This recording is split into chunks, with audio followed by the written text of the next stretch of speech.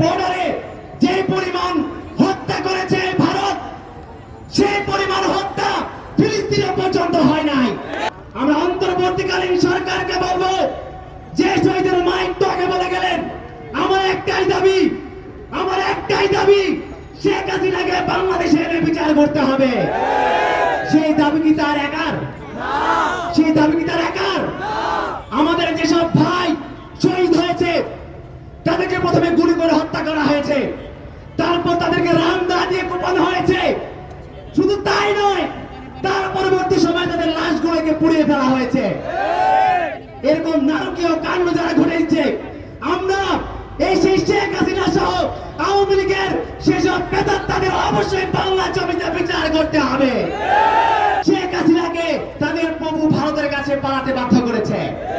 আওয়ামী লীগ বাংলাদেশের প্রত্যেকটি শিক্ষা প্রতিষ্ঠান সহ বাংলাদেশের প্রত্যেকটি রাষ্ট্রায়ত্ত প্রতিষ্ঠানে শেখ মুজিবের ছবি ঝুলিয়ে ঝুলিয়ে প্রমাণ করেছে শেখ মুজিব হচ্ছে বাংলাদেশের প্রভু, শেখ মুজিব হচ্ছে বাংলাদেশের গড।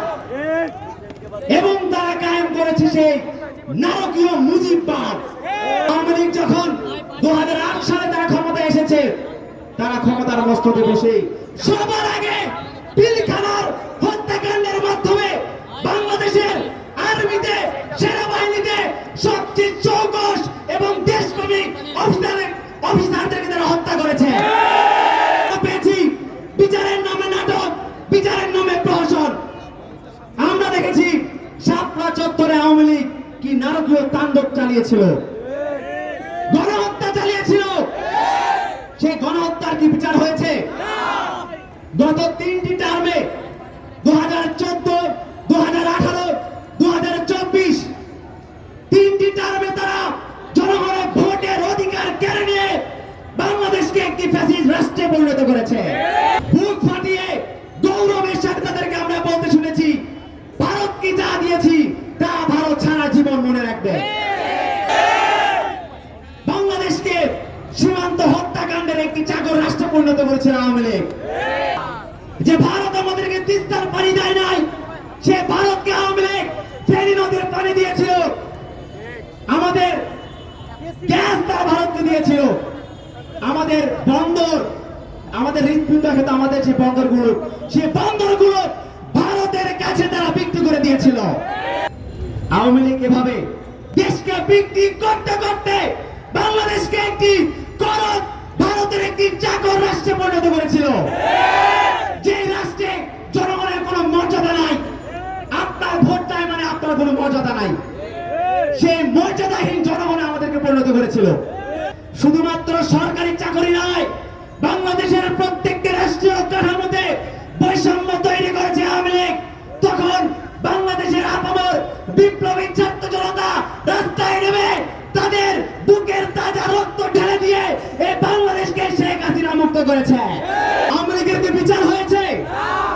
ছাত্রলীগ যদি সন্ত্রাসী সংগঠন হিসেবে নিষিদ্ধ হতে পারে, তার মদতদাতা, তার হুকুমদাতা আওয়ামী লীগকে কেন বাংলাদেশে নিষিদ্ধ করা হবে না? অবিলম্বে আওয়ামী লীগকে নিষিদ্ধ করতে হবে। শেখ হাসিনা কায়েম করেছে ফ্যাসিবাদ, অর্থাৎ আওয়ামী লীগ যখন ফিরে আসে তখন তারা কায়েম করে বাকশাল, তখন তারা কায়েম করে ফ্যাসিবাদ। আওয়ামী লীগের রাজনীতি ভোট ডাকাতির রাজনীতি, আওয়ামী লীগের রাজনীতি গণহত্যার রাজনীতি। সেসব গণহত্যাকারীদেরকে আর বাংলার মাটিতে ঠাঁই দেওয়া হবে না, হবে না, হবে না। বিএনপি, জামাত, বাম দল এসব বলে বলে আমাদেরকে বিভক্ত করা হচ্ছে না। ছাত্র সমাজ, বৈষম্য বিরোধী ছাত্র আন্দোলনের প্ল্যাটফর্মে আমরা কি সবাই এক ছিলাম না? তখন কি আমরা বলেছি তুমি ছাত্র শিবির করো? তখন কি আমরা বলেছি তোমরা ছাত্র দল করো, তোমরা ছাত্র ইউনিয়ন করো, তোমরা ছাত্র ফেডারেশন করো?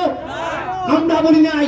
আমরা বলেছি আমরা বৈষম্যের বিরুদ্ধে ঐক্যবদ্ধ, আমাদের এই প্ল্যাটফর্ম ঐক্যবদ্ধ, আমাদের ঐক্যবদ্ধ শক্তিকে দিয়ে আমাদের এই বৈষম্য দূর করতে হবে বাংলাদেশের প্রত্যেকটি সেক্টর থেকে। 300 এমপির পতন হয়েছে। শেখ হাসিনা যারা লেসপেন্সার, শেখ হাসিনা যারা দোসর, তাদেরকে কি এখন পর্যন্ত অপসারণ করা হয়েছে?